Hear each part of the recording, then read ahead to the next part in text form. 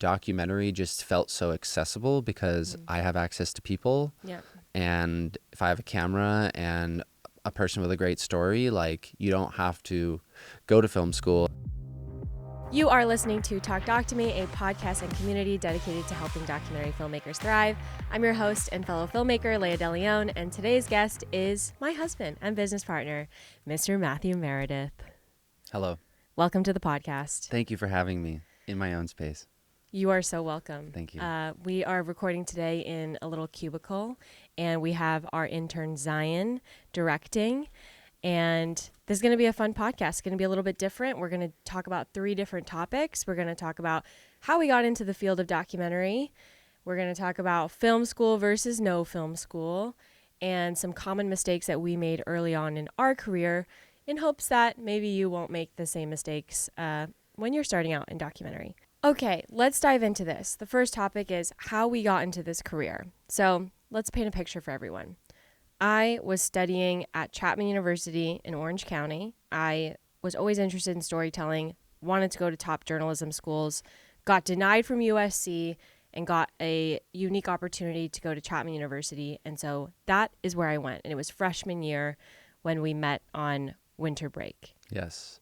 So I was a junior at Cal Poly, so slightly different setup, slightly different part of California.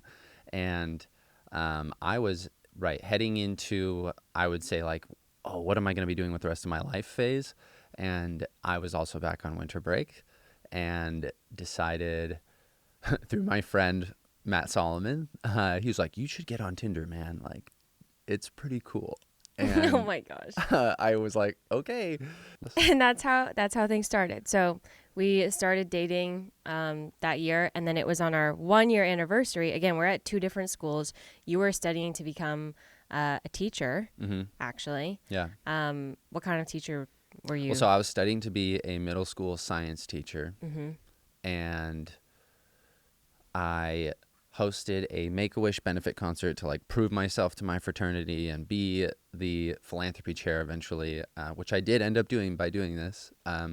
But once I did that, I completely changed my mind and wanted to do something bigger and do events and do business or something, and really started the path towards me starting a business with you. Then you met me, and then everything a year changed. Later. Yeah. Literally everything changed. So 1-year anniversary, we're talking big picture about our goals. I was interested in storytelling and probably filmmaking at that point too. You were kind of dabbling in photos and videos on your own as well. I was managing a social media account, independently. And so we were both talking about, okay, wouldn't it be cool if we could take photos, take videos, serve clients, make money? And at that point, social media marketing was just starting to become a thing. A lot of small businesses didn't really understand how to do it. They didn't know how to manage their Instagram, their Facebook. And so we felt like there was an opportunity to pitch to small businesses. And that's exactly what we did. And our first client was Gus's Grocery.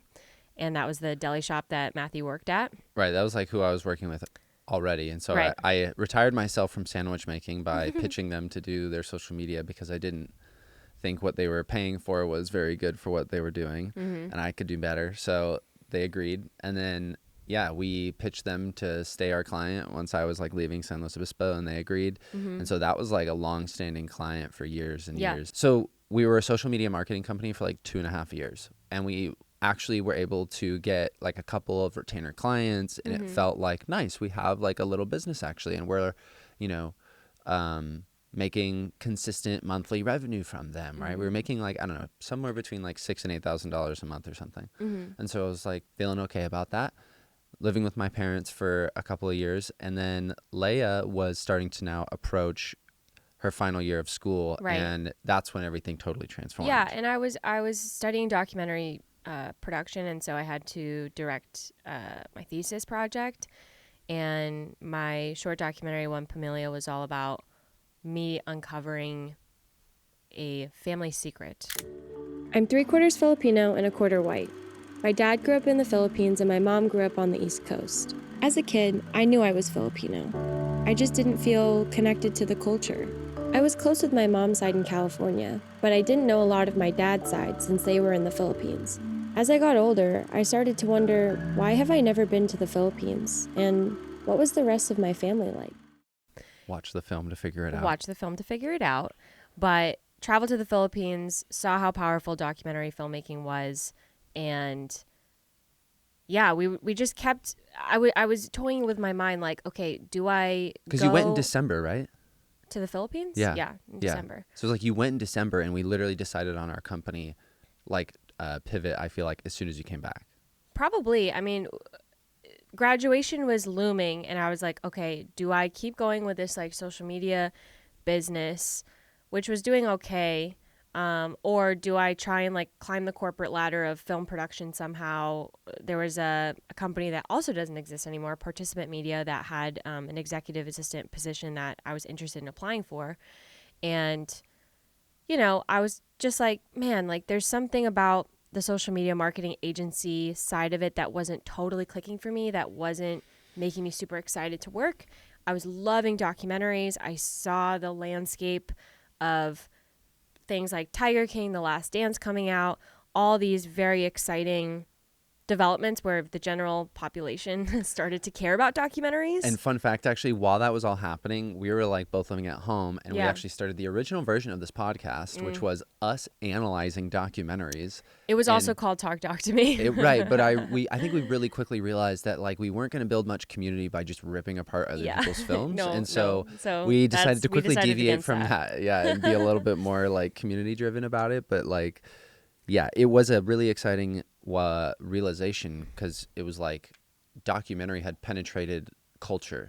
Yeah, and so we're like, okay, you know, instead of doing social media marketing, what if we were to have our original ideas, do documentaries that, you know, we sell to streaming platforms long term, and B, how can we partner with different corporations, people that have budgets? You know, a lot of companies spend a lot of money on commercials.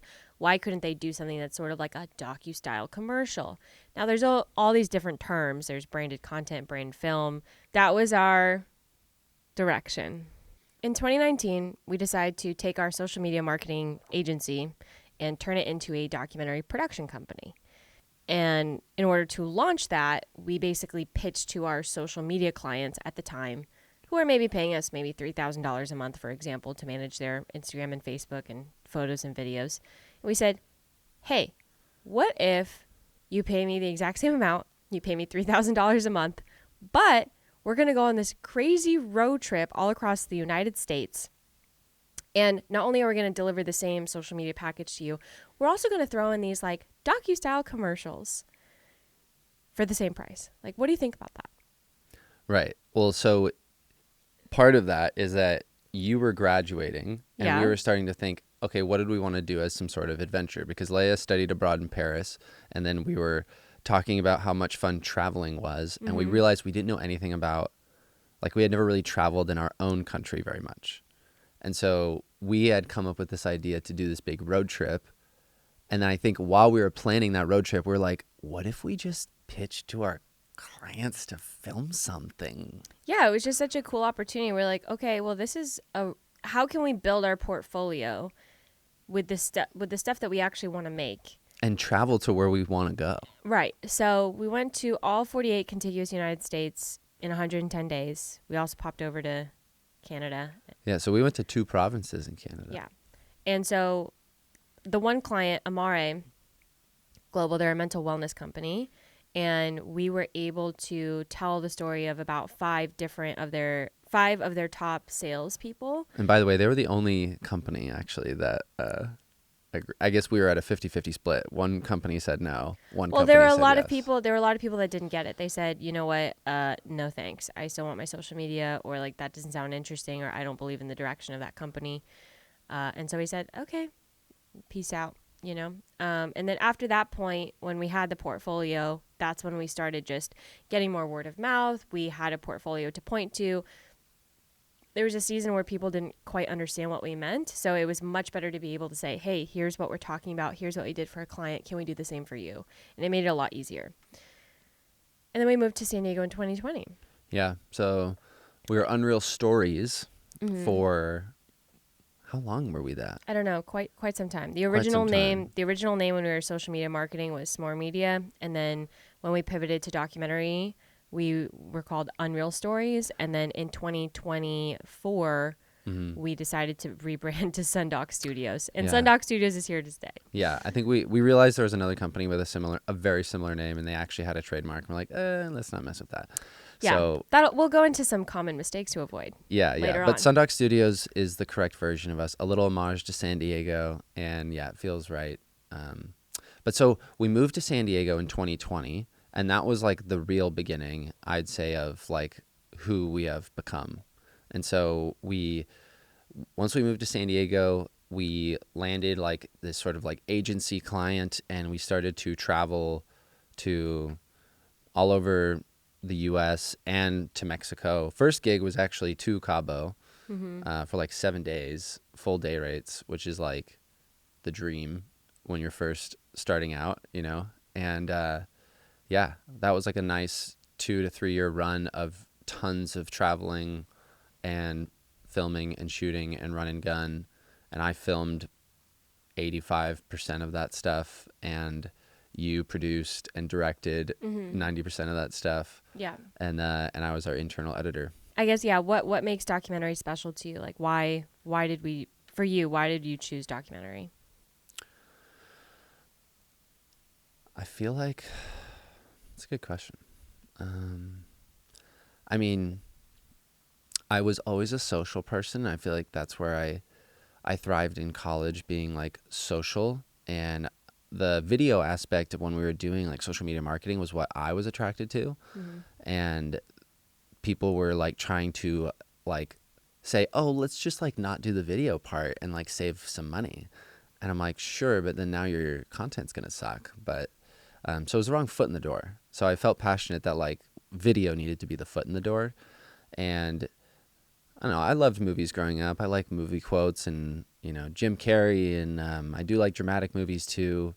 But I don't know, the film world can be an intimidating thing to kind of like get into, and documentary just felt so accessible because I have access to people. Yeah.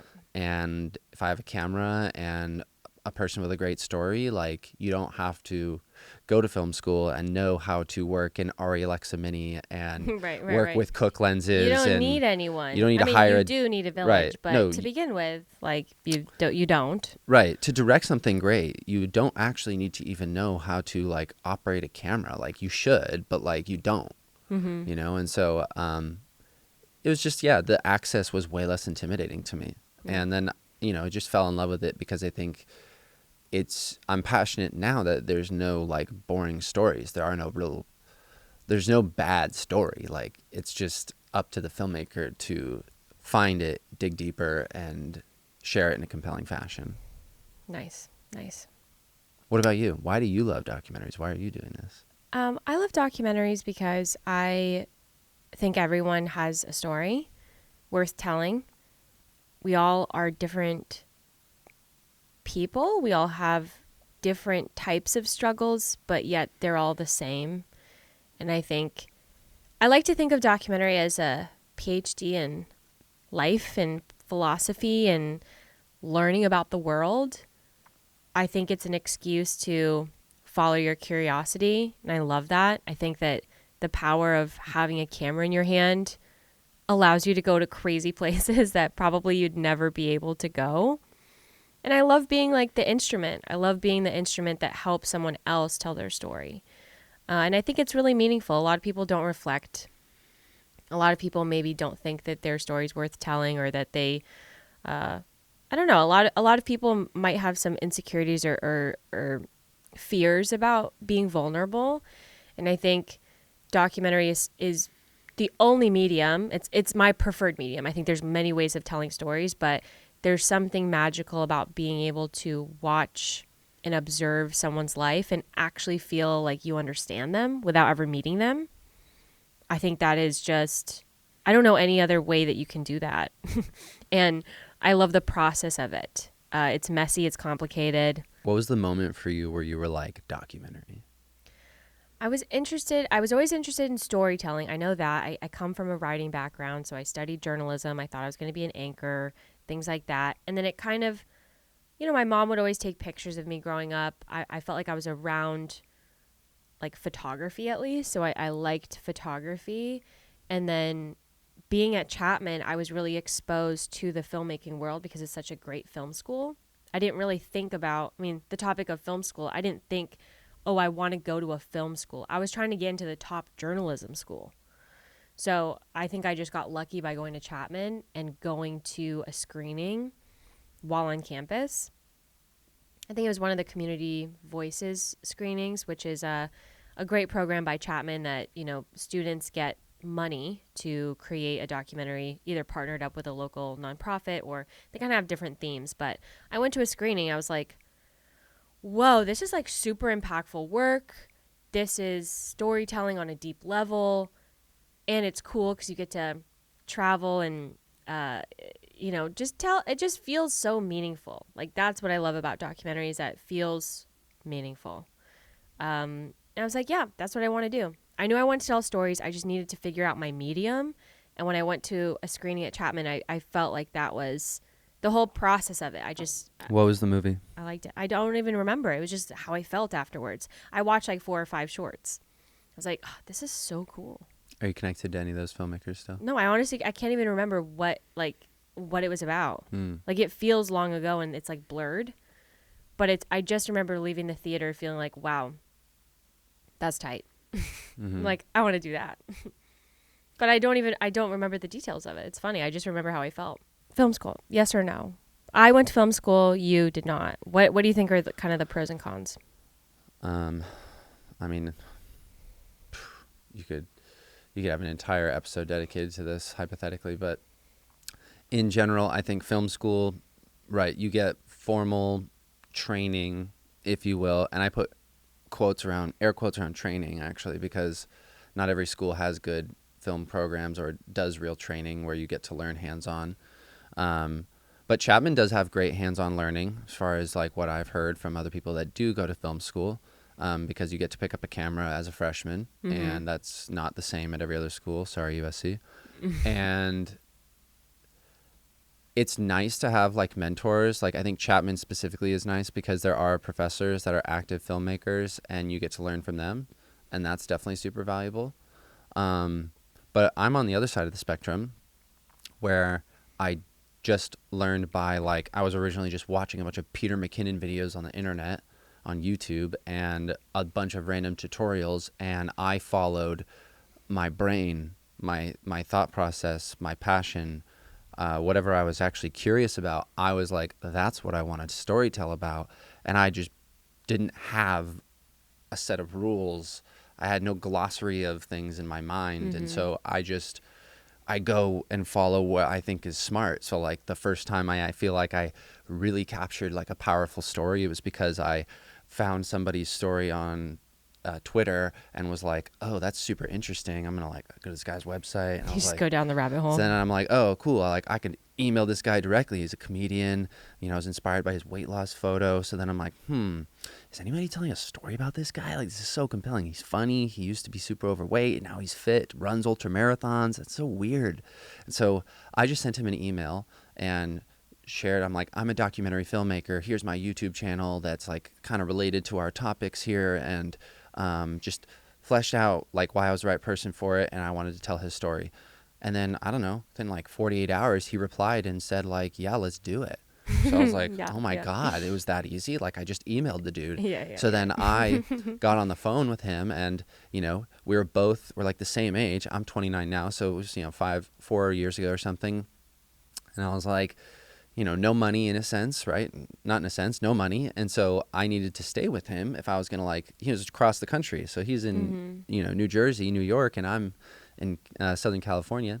So I fly and I stay with him and his family for a week. I'm like, would a professor encourage you for one of your first stories to go live with them? And totally. Sometimes that's how it be. Right. No. And maybe that would be the suggestion. But I got to say, if someone was being a professor and there's school policies and there's HR and they want people to be safe, they probably wouldn't recommend that to a student who's learning, So it's just, I had a lot of fun, I think, just having no rules and just deepening my relationships super authentically with people. And I think it was really, really helpful. Yeah. It would have been nice. I probably would have made faster moves in other ways if I had better education and mentors. So I think it's just like a slower learning curve when you don't go to film school. But it depends on the person. Or it depends. Sometimes you can be a little bit too academic, and you're thinking that you have to know everything before you pick up the camera, or you think you need a title, right, to like do certain things. At the end of the day, like building up to like being a senior level of something. Right, but at the end of the day, when I hire people now for our different shoots, I never ask about, did you go to film school? Like, show me your resume. No one in the film industry asks you for your resume. What do they ask you for? Your website, links to past works, and they hop on a call with you and they see if you have good vibes. Right. On like paper, literally, that is how you get hired in the film industry, is by having good past works and having good vibes. Right. Now that I'm reflecting on it, the real answer is film school doesn't matter at all, because on paper, nobody has asked me or in person, what school did you go to? What film school did you go to? Well, and Nobody's now there's even asking YouTube about college. There's YouTube University. So there's honestly, I mean, it works for some people. I'm a nerd. I like going to school. I like having classes. I like that structure. I liked my experience. I don't regret it at all. But, you know, you go into, it's quite expensive. It's not always accessible to everybody. And I think you don't have to. It goes back to just experience. I feel like I was the opposite. I couldn't wait to get out of school. Yeah. Yeah. It's funny. Okay, let's talk about some common mistakes. So looking back at our career, we've been making documentaries now for about 6 years. We've been working together for 8 years. What are some mistakes that kind of stand out to you in your journey, in our journey, that maybe someone else can learn from us?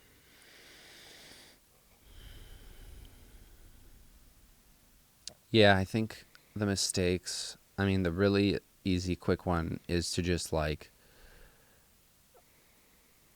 not bite off more than you can chew. I think this happens to probably everyone at some point, but if you can premeditate like how much workload of like creative different stories you're telling to take on, my suggestion would be to like not max out past like 3. Like it's totally acceptable to working on multiple projects at a time, even 4, whatever. But like, and if whatever, we're running a company, you know, like Ben Proudfoot, I was like, how many do you direct a year? He's like 50. And I'm like, okay, well, you can't just always have singularity of focus when you're doing that much volume. But of course, he's not like doing all the roles, right? So anyways, I think 3 at a time is probably most realistic, especially when you're starting out. I mean, do 1 first and do it well, but then like you could probably do 3, and you could have 1 in post-production or distribution. You could have 1 that you're actively filming and in production of some sort, and then 1 that you're developing. So right, but also a lot of times people either need to get a full-time job, or they need to you're balancing a lot of things. You have to make sure you pay the bills, right, and you have to make sure that you have a passion project that you like, that's going to be part of your portfolio. So that's kind of the advice I always give, which is you got to do what you got to do. You got to pay the bills, but then you always have to make sure that you're working on something that you are actually passionate about, because when someone asks you like, oh, like, what are you working on? Right.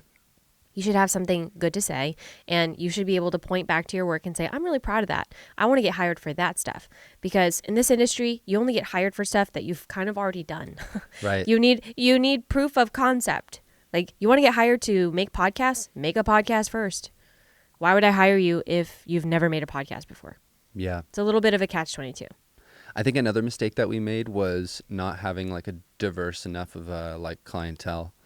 We got excited after landing somebody that was like giving us a ton of business, and we totally hit cruise control. And we weren't doing like constant sales. We weren't doing constant sales.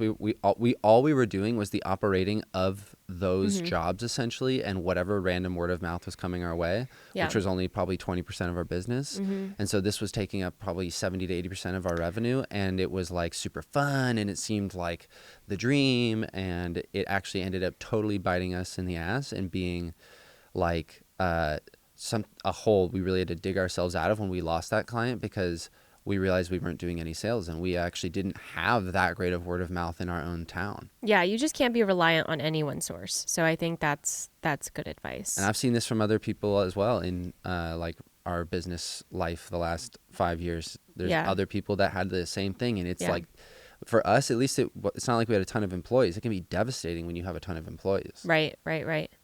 Okay. So don't bite off more than you can chew. Don't rely on one client of your main stream of revenue. That's a good one. Because we talked about it earlier, I'll say look up trademarks before naming your company. If there's another company that has something similar, don't name your company that. Don't go too deep on any Don't go working too name deep. without looking it up. So that was our experience. That's why we had to rebrand our company, but that's fine. What else? I would say... And then I would also say along the lines of like too many projects, like procrastination kills your passion. And I've never even said that before, but like procrastination kills your passion. I am also a believer that like when you're young and you don't know what's going on, sometimes procrastination can be your friend, and you can actually realize that procrastination actually transformed into patience, and like a story developed further because somebody lived out more of their life. That's happened to me as well. But in general, I do think it like more so kicking the can down the road on a project. One, it's like not fair to your character, because it's like their story is happening, and like the best way to do it justice is to like finish it up, and like their life goes on, right? So then like more things happen, and then they're like, well, are they going to keep filming me, or like there's other things happening, you know? So creates too many questions with them. When a project just like drags on, it starts to just weigh on you, and you're like, I need to edit this thing, and now like this other zeitgeisty thing just happened in the mainstream world, and I wasn't, you know, my film wasn't around to be a part of that conversation, even though it's related, or you know, whatever it is. So you start to have too many self-conscious thoughts that kills your confidence. And but if you like know that you're like, well, I know I'm dedicating 2 weeks like in May to just like knock out this next phase of this documentary, and it'll give you a lot more confidence to just like get it done. Just, you know, whatever it kind of takes. A finished film is better than a perfect film. Right. And ask for help. I think that was our crux. Yeah, I think we did not ask for help sooner. I think that we thought, okay, we have these ideas. The two of us can do a lot. You know, I can produce, you can direct, you can edit. We have some friends that can shoot. Like, let's do this. And, you know, we didn't really understand the landscape of the business. We're still learning. And I think we totally could have benefited from asking for help earlier on. For sure. Instead of waiting around. And we waited to like kind of join our local networking groups that were really helpful for us. And so that would have been so smart while we had a great client that was bringing a lot of revenue to also start networking in our own town and spreading the word of mouth of what we're all about.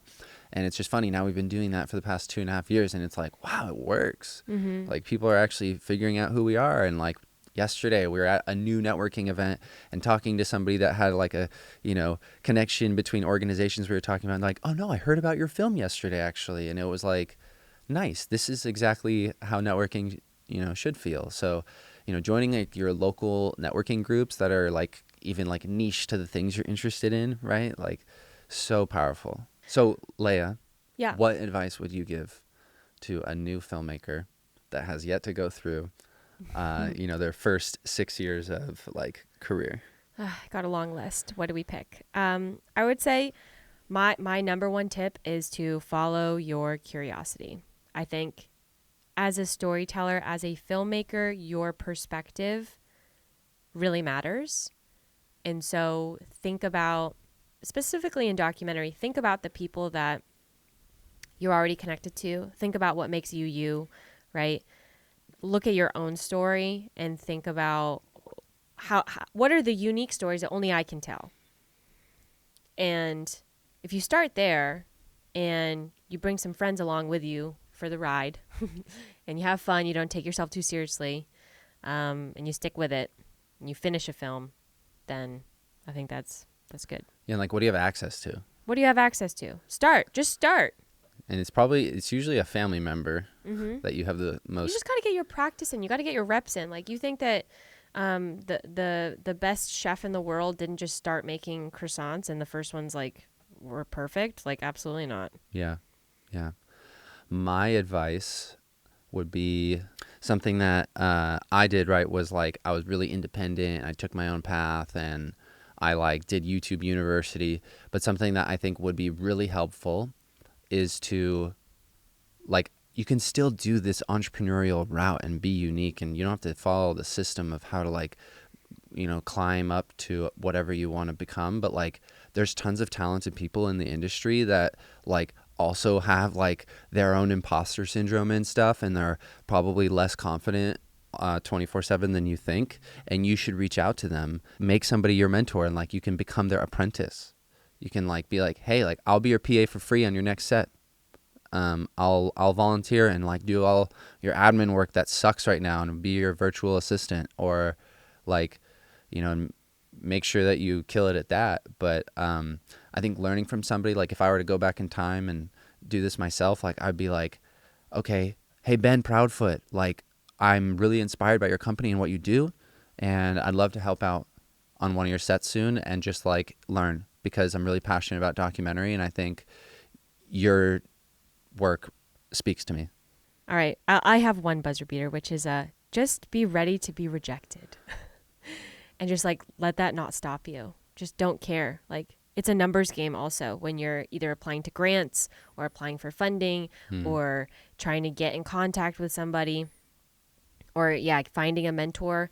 It's honestly a numbers game. So don't get discouraged if you get some rejections or you don't get accepted into some film festivals. Like it is a numbers game. So keep your head up, know that everyone else gets rejected too, and just let it rip. Let it rip. I actually was inspired by that. I now have another buzzer beater. Okay. Don't just be a filmmaker, be a business person, because it is so easy to get caught up in the sauce of the lighting and the microphone and the type of camera and lens you got. But at the end of the day, the reason why the people that you see are successful in their filmmaking stuff, it's because they figured out how to be a smart business person. They figured out how to network a room. They figured out how to have smart systems. Yeah. They figured out how to be profitable. Yep. They figured out how to meet the right people. Be a good business person. Watch Shark Tank. Be Shark Tank ready. Nice. All right. Well, thank you, Matthew, for being on this podcast. And thank you all for listening. That's a wrap on today's episode. If you liked what you heard and or saw, give us a like, subscribe, screenshot it, tell us what you liked about it, and hit us up. Until next time, peace. Peace. Thanks for having me.